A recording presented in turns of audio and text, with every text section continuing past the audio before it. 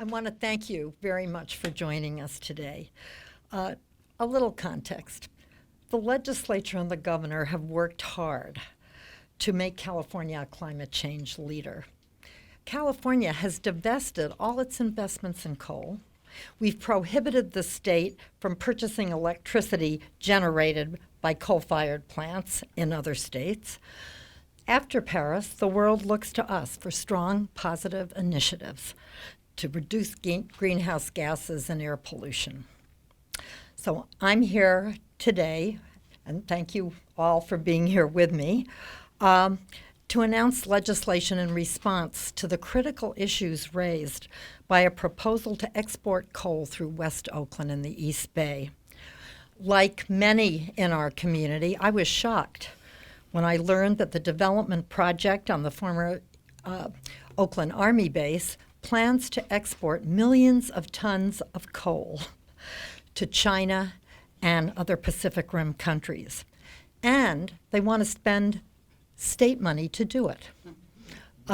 Specifically from state bond money released by the California Transportation Commission for a grant to the city of Oakland that did not include a mention of coal, and a grant, a state bond that is intended to help goods movement and clean the air. So the idea to suddenly use this for a coal export depot is bad for the state of California. It's bad for the East Bay, it's bad for the city of Oakland, and it is devastating for the community of West Oakland, which is a community already suffering from the effects of pollution in the area. And we'll be hearing more about that in a minute. So as the state senator that represents the people of the East Bay, I cannot sit by and let this happen. The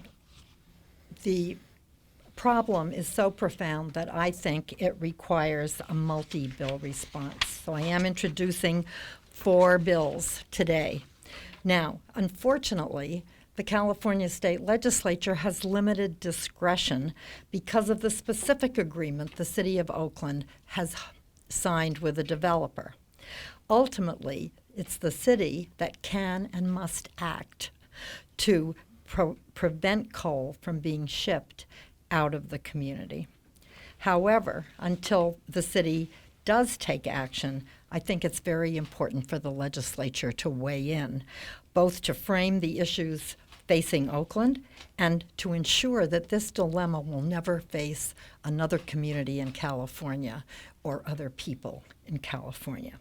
So, just to be clear, if the Oakland project is completed, you will have from 4 to 6 coal trains going from Utah through California, big cities, California, Vallejo, all the cities I represent, down to the Port of Oakland.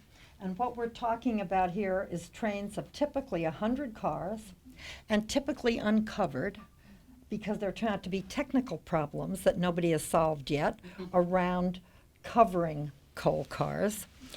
And every single day, these cars will run through our communities spewing toxic dust.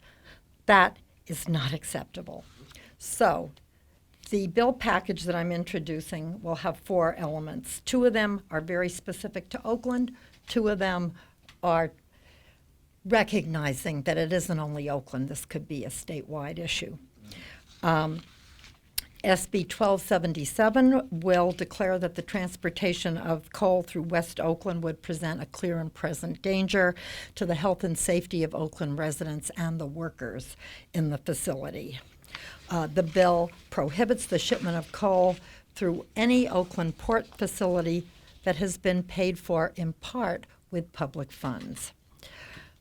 SB 1278 requires an EIR from any public agency that has the authority to fund or approve any portion of a project that would ship coal through Oakland. SB 1279 would prohibit the use of public funds to operate any port that exports coal from California, and we specify any port that is near a disadvantaged community. Well, guess what? They all are. It's no accident. McMansions don't go in next to ports.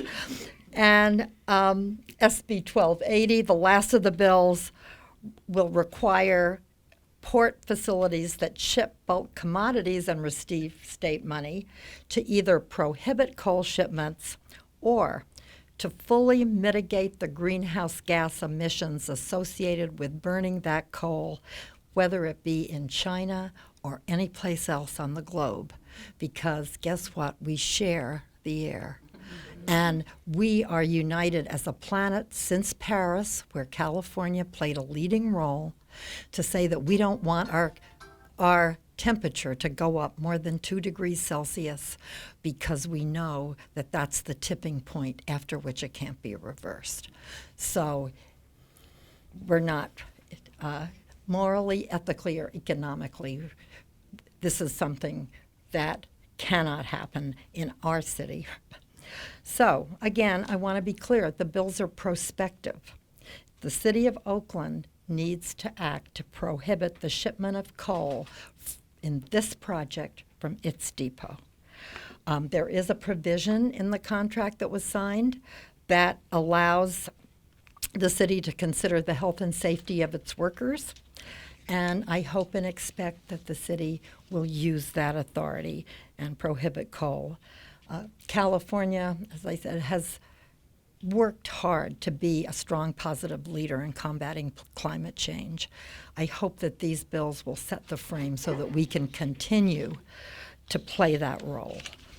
And with me today are some of the community members that will be impacted by this proposal. And I'm not sure if the first speaker is which of you there are. You don't introduce yourself. Thank you so much. Thank you, Senator. Good morning. My name is Derek Muhammad. I represent the International Longshore and Warehouse Union Local 10 as their Secretary-Treasurer. I first want to thank Senator Hancock for allowing us to speak to you this morning. I want to be very clear about something. We support the building of a marine terminal at the old Oakland Army Base. However, we cannot support a project at the expense of the environment, at the expense of the health and safety of our workforce, and at the expense of that marginalized community that sits adjacent to the Port of Oakland. My hope is that the City of Oakland invests its time, resources in developing jobs that won't be a detriment to the community, but a benefit to the community. And so we are here to pledge our full support for the Senator's legislation. We believe that it would send a clear message to other cities that they would be well advised to carefully consider the impacts of coal and other unclean commodities. Thank you.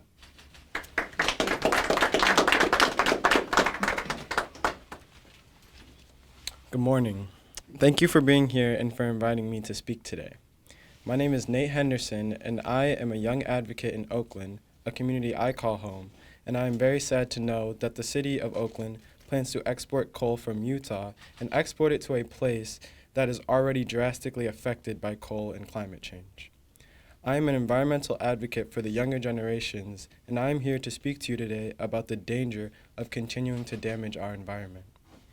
California is a leader in climate change, and I am proud to live in a state that is helping to prevent environmental disasters by implementing initiatives and that could change the world that I hope to live in.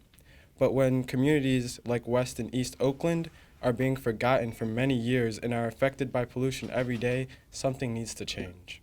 From diesel trucks and pollutants from the Port of Oakland to the planes landing at the airport, when do Black lives really matter? If we are the first ones to experience or be affected by pollution time after time. The last thing that we need right now is a new coal export facility that would endanger our health and our dreams to live in a clean community. I want to thank Senator Hancock for her leadership in this situation and for introducing legislation that will prevent a situation like this from happening again. I strongly oppose coal from coming into Oakland, and I hope the city takes in consideration my health and the health of the West Oakland families. Thank you again for having me here today. Our goal should be no more coal.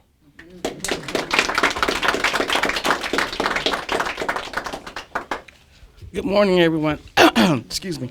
My name is Miss Margaret Gordon. I am the co-director and the founder of the West Oakland Environmental Indicators Project. I'm also a member of the No on Coal campaign. I have been engaged around the Army base for over 20 years. And for since April of last year, the No on Coal has assumed my life. If people don't know, 1 out of 5 children who live in the zip codes of 94607, 94608, and 12 end up into the emergency hospital. Those are children. That's not talking about the offset of COPD that's also in our communities, the community of West Oakland. I am a resident of West Oakland. I live less than 1 mile from the Port of Oakland. I'm also a former port commissioner who fought for 5 years to bring policy for emission reduction planning at the Port of Oakland, and they have been successful. Why all of a sudden now, because of this contract that's been signed for the use of developing a new port in Oakland, because people need to understand there are going to be 2 ports in the city of Oakland. Coal was never a commodity that has been included in any applications from the city of Oakland about this fossil fuel. My wish is that I don't need, at this stage of my life, that Flint, Michigan is coming to West Oakland. Thank you very much.